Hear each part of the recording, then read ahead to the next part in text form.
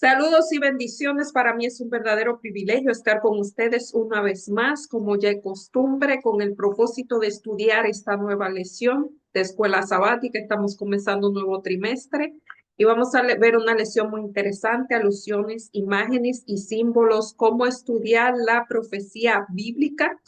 Y esta semana es una lección súper interesante, pero antes de entrar de lleno, vamos a pedir la presencia del Espíritu Santo por medio de la oración. Amado Dios que estás en los cielos, alabado, glorificado, bendecido sea tu nombre por siempre. En este momento estamos delante de ti, dándote la gracia por tu amor, por tu compasión, por tu misericordia, por las bondades que nos das, por el tiempo, el espacio que nos permite grabar esta serie de lecciones, Señor. Gracias también por las personas que nos ven. Te pido una bendición muy especial por cada uno de ellos, que tu Santo Espíritu se posesione de cada una de sus vidas, que tú abras sus mentes, sus entendimientos, al igual que los míos, para que podamos entender lo que tú no quieres dejar dicho. Te pido que tu Santo Espíritu sea el que dirija esta lección del principio a fin y que nunca sean mis palabras, siempre las tuyas. Todo te lo pedimos, primeramente pidiéndote el perdón de nuestros pecados, reconociendo que no hay mérito en nosotros, pero en los méritos de tu Hijo Jesús, en su nombre. Amén. Y digo que esta lección es muy interesante porque vamos a ver el Génesis como fundamento. Piensen, el Génesis está lleno de simbología profética. El Génesis, como dice aquí, el fundamento para entender toda la Biblia. Si usted no comienza por el Génesis, hay muchísimas cosas que no va a entender, porque en el Génesis, como dice la palabra, es el principio de todo. Y el verso para memorizar lo encontramos en Juan 1:19, 1:29. Y esta lección a mí me encantó, porque vamos a ver por qué fue que me encantó. Al día siguiente, Juan vio a Jesús que venía hacia él y dijo, este es el Cordero de Dios que quita el pecado del mundo. Juan 1:29.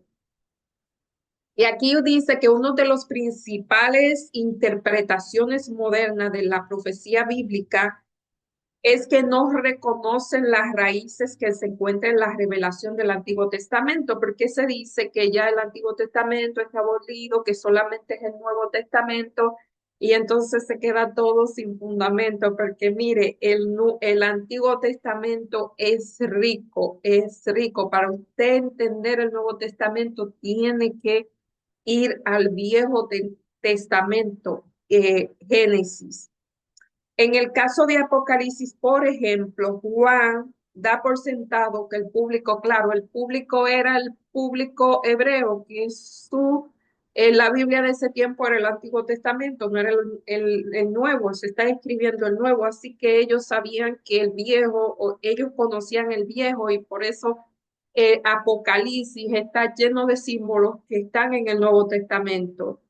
Em, Aunque es sutil buscar toda la Biblia, los pasajes relacionados con el texto que estudian Apocalipsis, hay documentos relevantes y otros fundamentales que ayudan a mejor entender el libro. Y ustedes van a ver por qué este material va a ser muy bueno.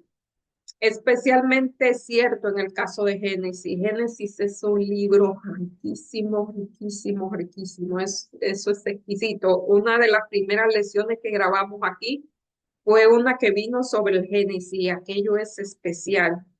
Casi todos los conceptos clave mencionados en Apocalipsis aparecen en una forma u otra en los primeros capítulos de la Biblia. Y esta semana vamos a ver algunos.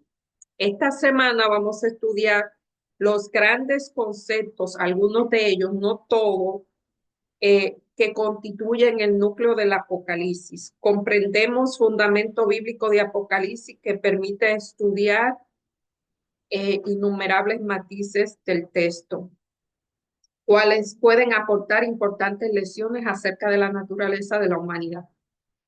Así que vamos a ver estos conceptos y la parte del domingo es el principio de la primera mención.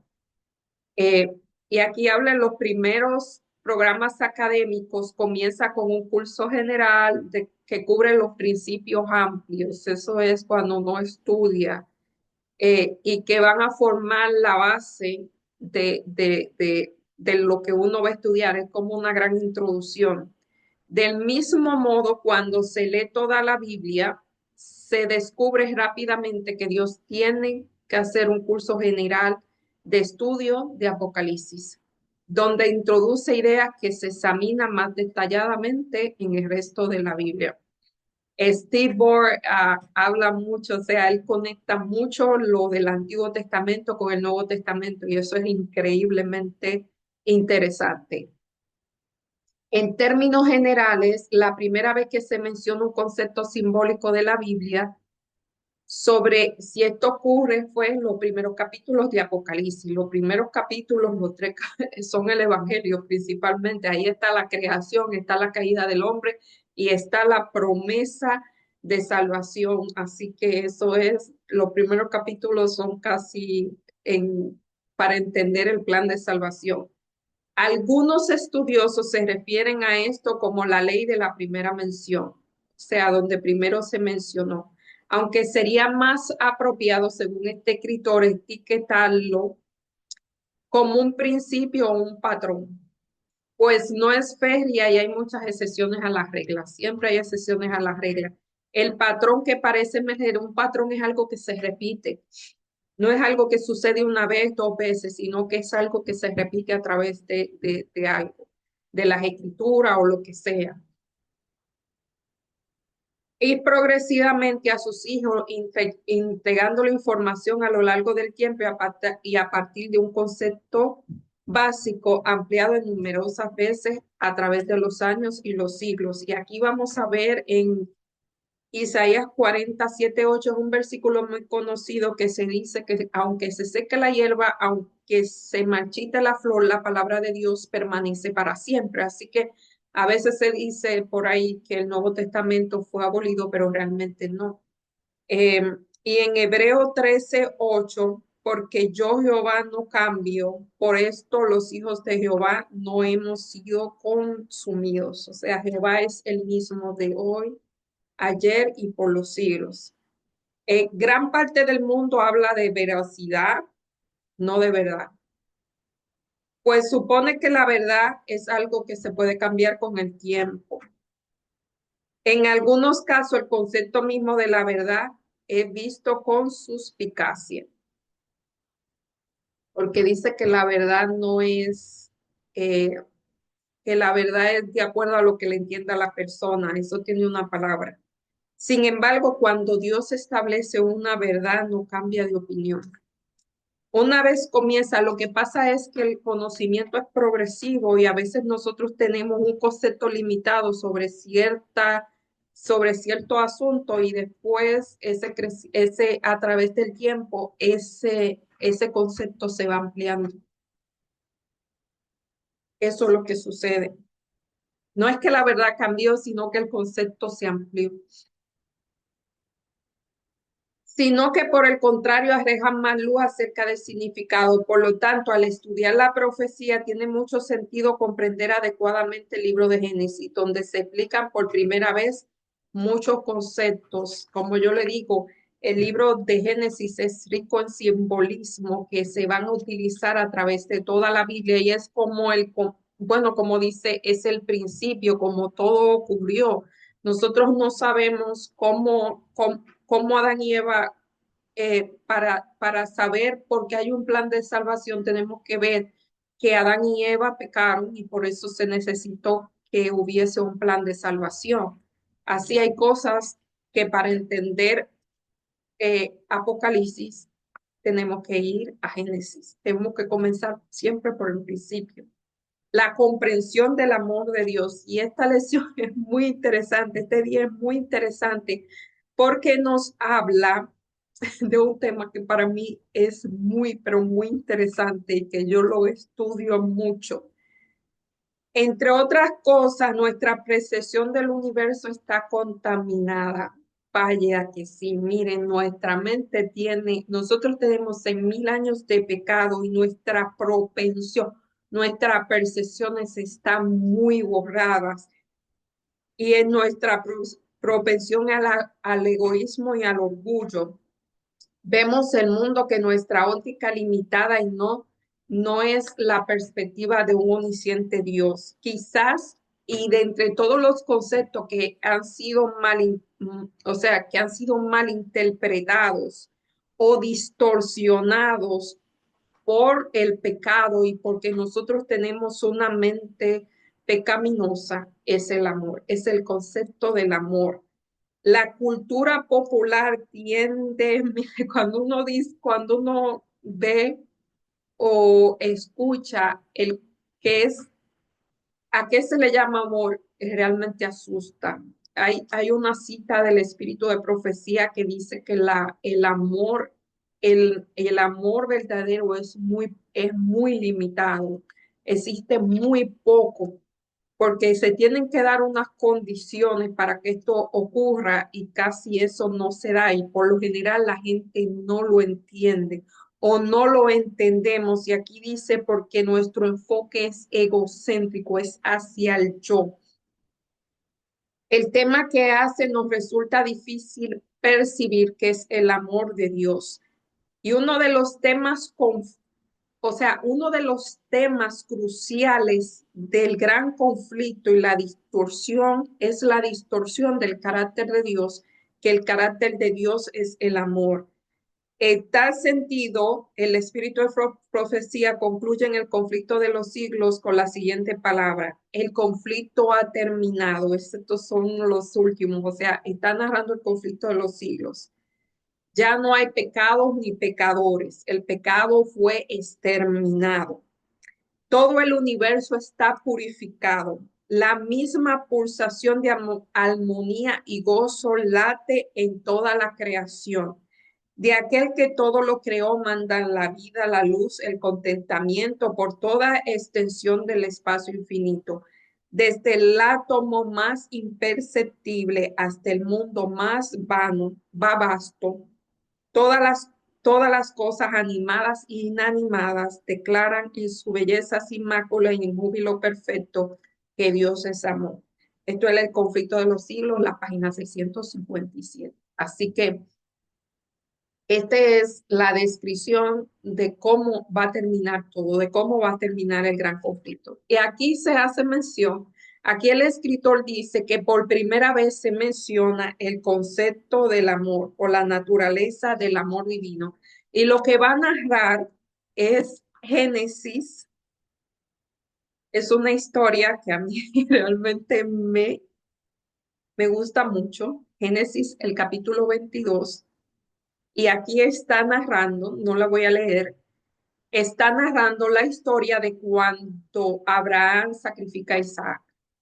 Y fíjense que aconteció estas cosas, Dios le manda a Abraham y él respondió en mí aquí, o sea, llama a Abraham y Dios y le responde en mí aquí. Y dijo, toma tu hijo, a tu único hijo, a Isaac, quien amas, y aquí está por primera vez la palabra amor, y vete a la tierra de Moria y ofrécelo en holocausto, uno de los montes que yo te diré. Y Abraham se levantó muy de mañana. Fíjense que esta historia es tan compleja. Hace algún tiempo yo estaba hablando de este tema, que Dios le dice a Abraham, toma tu hijo. Saben que Abraham estaba viviendo en Canaán. Canaán era idólatra hasta lo que se acabó. Había un sacrificio, los cananeos sacrificaban a sus hijos al dios Moloch. Y en el libro de Levítico se dice que no se podía sacrificar, o sea, que era maldito el que sacrificaba a sus hijos a los dioses. O sea, era una prohibición de Dios sacrificar los hijos a los dioses, o sea, hacer sacrificio de hijo. Y ahora Dios le pide a Abraham que sacrifique a su hijo como lo hacían las naciones paganas. Y fíjense que Abraham conocía tan bien la voz de Dios que aunque le estaba pidiendo algo que parecía contra todo principio de Dios, él reconoció en ese pedido extraño que le estaba diciendo, reconoció la voz de Dios. Eso es uno de los conceptos muy interesantes. Por eso Abraham se llama el amigo de Dios, porque él conocía la voz de Dios. Él sabía que esa voz era de Dios.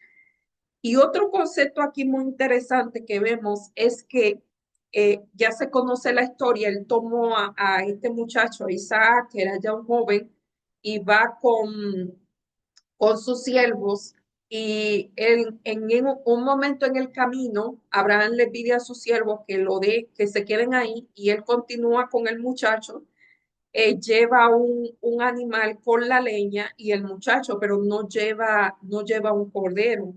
Y en cierto punto Isaac le pregunta, Padre mío, y él respondió, heme aquí, hijo mío. Y él dijo, he aquí el fuego y la leña, mas ¿dónde está el cordero para el holocausto? Y respondió Abraham, Dios se proveerá de cordero, Jehová diré, Jehová proveerá para el holocausto, hijo mío, e iban juntos. Y dice que Abraham preparó el, el altar y puso la leña. Y entonces ahí le dice a Isaac que él es el cordero. Y este muchacho obedece, era un símbolo de Cristo, él obedece. Y cuando Abraham iba a sacrificar a su hijo, un ángel lo detuvo. Y dice que ahí apareció un cordero. Por primera vez aquí dice que se menciona un cordero. Dios proveyó cordero para el holocausto. Em, en Moria, Jehová Jireh, en Moria, Dios proveyó cordero. Fíjense que esto no me voy a adelantar, porque está en Génesis 22 está es una figura de lo que Dios haría con su hijo. Dios sacrificaría a su hijo por la humanidad, a su hijo a quien amaba. Esto es Génesis 3:16, porque de tal manera amó Dios al mundo que dio a su único hijo, como Isaac era el único hijo de Abraham. Solo que en esta vez eh, Jesús realmente tuvo que morir. Abraham fue liberado, aunque él dice que sacrificó a su hijo. Así que Eh, ya vemos aquí un paralelo. Génesis 22 hace paralelo con Juan 3:16. Es referencia al gran amor que Dios tiene por su pueblo. La primera mención del amor en el Evangelio se encuentra en Juan 3:16, que realmente está describiendo lo que Abraham hizo con Isaac, solamente que Dios lo hizo con su hijo. Al igual que Abraham, Dios sacrificó a su hijo que amaba a su único hijo. En particular, es particularmente esclarecedora, pues parece aludir a la historia de Isaac sobre el altar, es lo mismo. La fe de Abraham en Dios era tal que confió en Dios que podría resucitar de los muertos. Confió para saber que era Dios el que le estaba pidiendo semejante cosa, algo que era prohibido por Dios, algo que era una práctica de las religiones paganas, y Dios le pide a él, y él sabe, él reconoce en esa voz, la voz de Dios, y es hombre de la fe también, porque Abraham obedece. Y dice que en Hebreos dice que él sacrificó a su hijo, porque él tenía fe en que Dios podía resucitarlo de lo muerto. El sacrificio de Génesis 22, 12 al 16, tal lo cual lo resucitó de entre los muertos. El sacrificio de Cristo en la cruz revela el tipo de amor anegado que Dios siente por nosotros. ¿Cómo podemos manifestar a los demás el amor anegado que Dios siente por nosotros? Porque ese tipo de amor tan importante para nosotros. Porque ese tipo de amor es el amor real. Ese es el amor real. La pregunta de Isaac, ¿dónde está el cordero? O sea, a mí me emocionó mucho esto porque este escritor está mencionando algo que yo aprendí cuando hace muchos años me lo enseñó mi papá. Esto es Shaun Bostra. eh, Él es director y de La Voz de la Esperanza. eh, el escritor de este folleto. Y aquí dice, la primera mención bíblica de un cordero está en Génesis 22, es decir, que es la primera historia que se menciona y es la primera vez que menciona el amor. El cordero es uno de los símbolos más recurrentes de Apocalipsis. Se menciona en algunas 20 veces y es una escena más importante del libro. La visita de Juan a la sana del trono de Dios en el capítulo 4 y 5 en el Cordero es el que se desempeña un papel principal, porque el Cordero fue el único digno de quitar los sellos, o sea, el libro estaba sellado y solamente el Cordero podía quitar los sellos, o sea, que podía abrir la profecía que estaba cerrada. En Génesis 22 7 al 8 y Éxodo 12 3 al 3 y Apocalipsis 5 al 10, ¿cómo nos ayudan a esta historia del casi sacrificio de Isaac, entender el uso simbólico de los corderos que se relaciona en la historia que ven Apocalipsis 5? En Éxodo 12 3 al 13 no está hablando Génesis 12.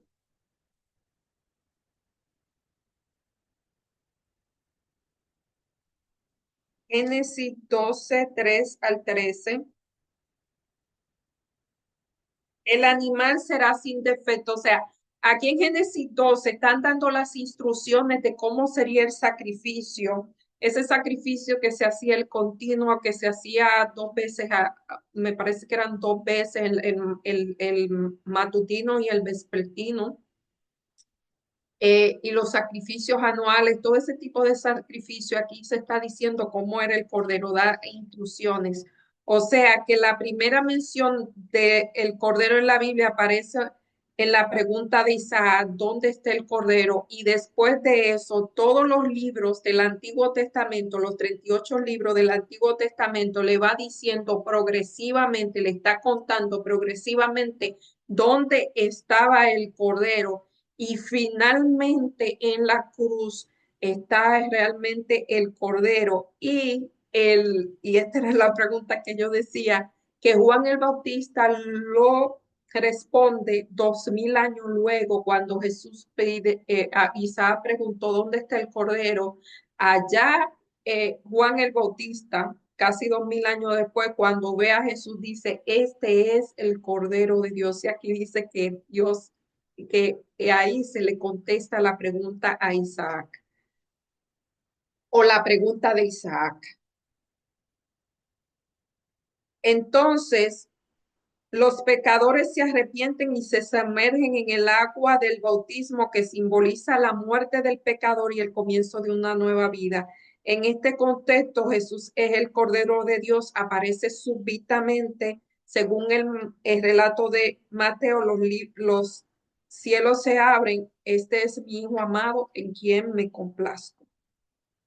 Ahí otra vez se hace alusión a lo que es Apocalipsis 22. En el caso de Abraham y Isaac, la voz del ángel anuncia que ya no había, o sea, fíjense que en los dos casos, un padre, o sea, en simbolismo, Dios es el Padre, Jesús es el Hijo, va a significar un hijo que ama.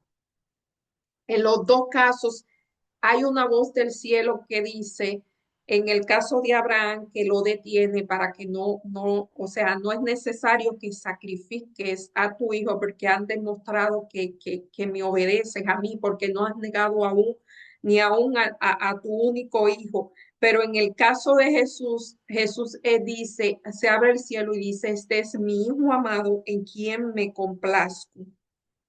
En ambos hay una voz de Dios. Cuando se entretejen todos los siglos queda claro que Jesús es el Cordero de Dios, es nuestro sustituto. Fíjense que Isaac experimentó lo que era la sustitución porque él deja de morir. Ahí hay esa imagen.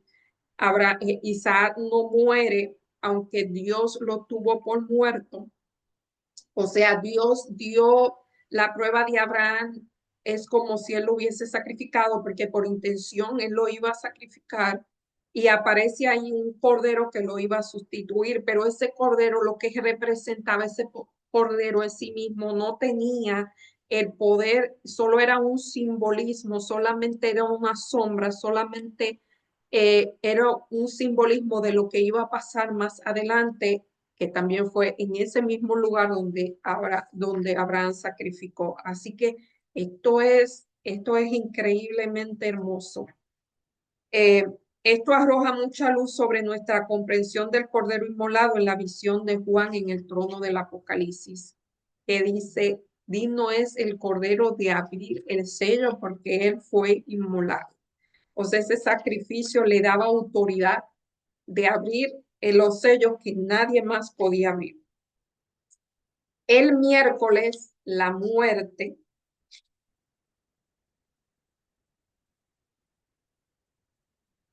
Y quizás más, el aspecto más cruel de este mundo es vivir separado de su creador. O sea, Dios es el creador de este mundo y ha tenido y se ha abierto una brecha y lo ha separado de su creador. La lista para atacar en algunos momentos. En la paga del pecado, la consecuencia de habernos desconectado de nuestro creador, la única fuente del universo. Como tal, el pecado desempeña un papel fundamental en la profecía bíblica, tanto por la realidad como que es más importante por su solución, que solo se encuentra en Jesús, en la muerte y en la resurrección. Tanto la primera mención de la muerte de la Biblia como en la primera aparición arroja mucha luz sobre el tema fundamental de la profecía, ya que nos ayudan a comprender la gravedad del problema del pecado. O sea, la profecía no simplemente es hechos que acontecieron y que van a acontecer y que Dios revela el futuro. En la profecía también está escondido el plan de salvación, ya lo vimos, el asunto del Cordero que quita el pecado del mundo. Eh, en Génesis 2:15 aquí se nos muestra, o sea, es parte, aquí dice, el tema fundamental de la profecía, ya que nos ayudan a comprender la gravedad del problema del pecado y aportan importantes herramientas para entender la solución, para entender la solución divina para este problema. O sea, aquí nos muestra cuál es el problema, que es el problema del pecado, pero también nos muestra la solución para ese problema. Y en Génesis 2:15 al 17, Génesis 2:15 al 17. Tomó pues Jehová de Dios al hombre y lo puso en el huerto del Edén para que lo lograse y lo guardase. Y mandó a Jehová al Dios diciendo, de todo árbol del huerto vas a comer, pero del árbol del bien y del mal ciertamente no comerás, porque el día que él comieres ciertamente morirás. Esta es la historia de la advertencia que Dios le da a Adán. Ese es el libre albedrío. Y más adelante, en Génesis 4:8 al 15, Génesis 4:8 al 15, y dijo Caín a su hermano Abel, salgamos al campo. Y aconteció que estando en el campo, esto pasó mucho tiempo después, se levantó contra su hermano Abel y lo mató.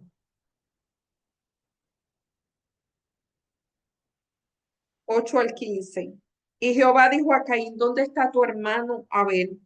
Y él respondió, no sé, ¿acaso soy yo guarda de mi hermano? Y él dijo, ¿qué has hecho? La voz de la sangre de tu hermano clama a mí. Y ahora pues, maldito sea tú de la tierra que abrió la boca para recibir de tu mano la sangre de tu hermano.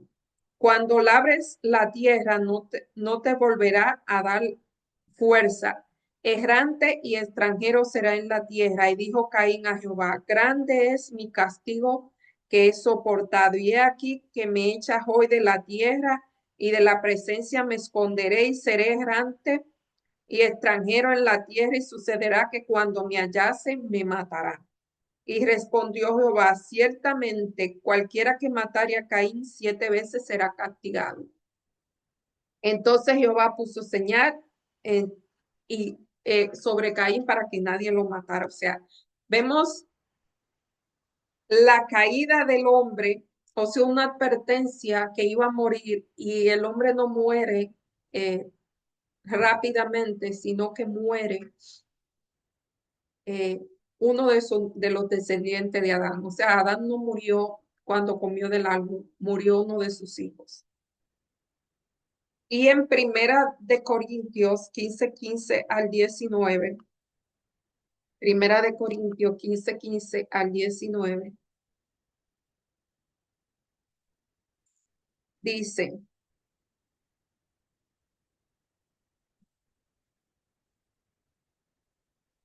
y somos hallados falsos testigos de Dios porque hemos testificado de Dios que resucitó a Cristo, al cual no resucitó, si en verdad los muertos no resucitan, porque si los muertos no resucitan, tampoco Cristo resucitó. Y si Cristo no resucitó, vana es nuestra fe y vana es vuestra fe y aún estáis en vuestro pecado. Entonces también los que durmieron en Cristo perecieron. O sea que toda nuestra esperanza está, reposa en que Cristo resucitó de los muertos. Si Cristo no resucita de los muertos, vana es la fe y vana es la esperanza. Y en Apocalipsis 1:18, ve que todo comenzó en el Génesis. Apocalipsis, vemos cómo Dios le advierte al hombre que no coma del árbol, el hombre come y él no muere, muere uno de sus hijos. Y eso Jesús viene, otra vez un inocente muere, otra vez hay un animal. Y aquí dice, y él vi, y el que vivo y estuve muerto, más he aquí vivo por los siglos de los siglos y tengo las llaves de la muerte y del Hades. Y aquí nos dicen, ¿fue asesinado Caín por su malvado hermano? Porque a menudo decimos la muerte es parte de la vida. No es así, la muerte es parte del pecado. O es lo contrario de la vida. Es un intruso que llegó para formar parte de nuestra experiencia, no era parte del plan de Dios. Aún nos hayamos acostumbrado a la muerte de nuestros seres queridos porque siempre ha sido así. Esto no es esto es algo muy erróneo, o sea, es algo muy ajeno a lo que era el plan de Dios. Por muy dolorosa que la muerte resulte en general, hay casos en que parece más trágica aún cuando muere un niño. Eh, en general esperamos que los padres precedan a los hijos, pero fíjense que en el caso de Abel, Abel murió primero que sus padres. Es el orden natural sería que el padre muriera, o sea, el de mayor edad muriera primero. Antes de que Adán y Eva pasaron por la muerte, experimentaron la muerte la tragedia de su hijo. Fue asesinado por otro de sus hijos, Caín.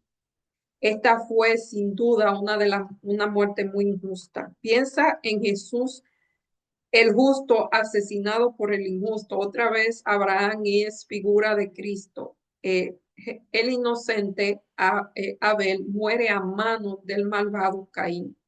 Otro simbolismo de Cristo.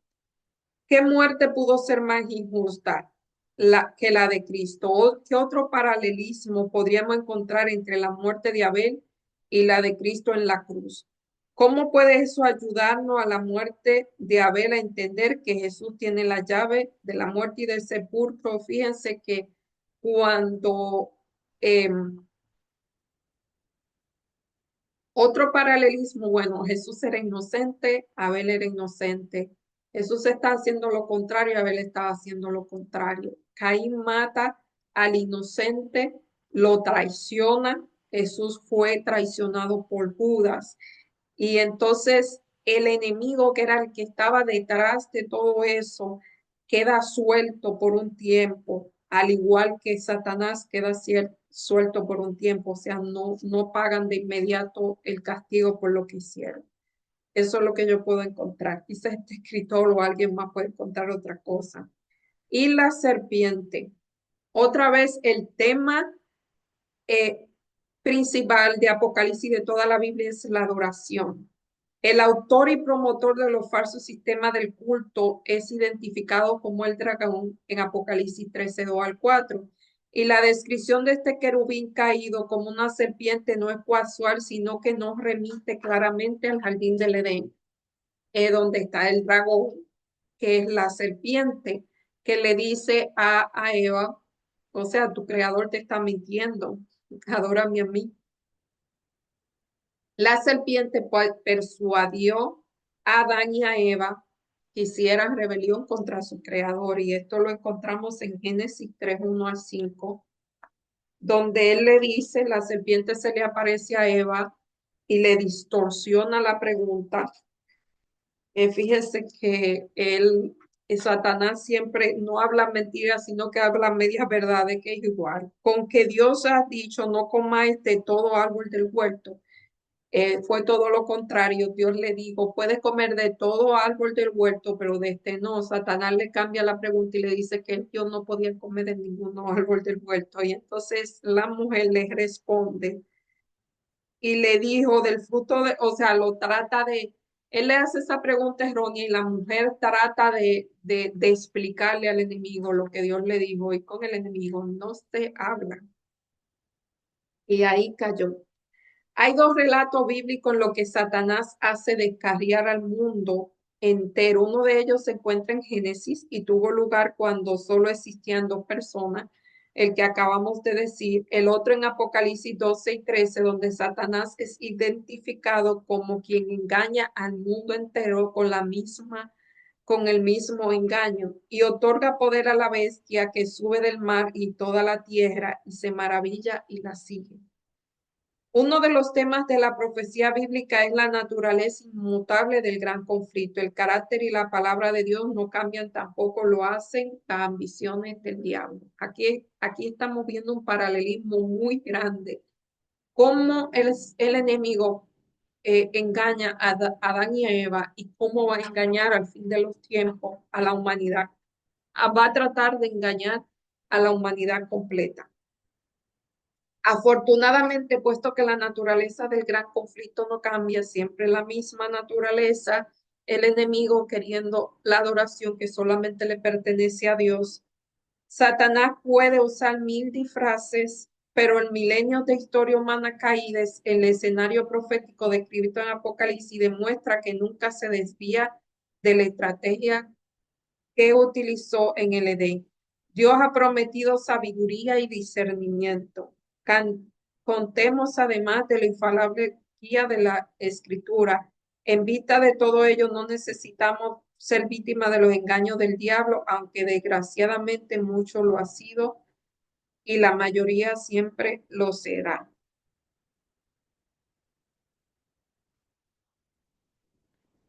Por eso es importante las profecías. Una nos enseña en qué lugar estamos, y vemos que la profecía es algo más que ver acontecimientos que ya ocurrieron, sino que ver la naturaleza del gran conflicto, y ver que todavía faltan muchas cosas que necesitan pasar y estar alerta. ¿Y qué significan esas cosas? Vemos que cuando el enemigo trate de engañar a todas las naciones para que lo adoren, tiene paralelismo con lo que pasó en el principio. Así que es el mismo conflicto, solamente que son escenarios diferentes.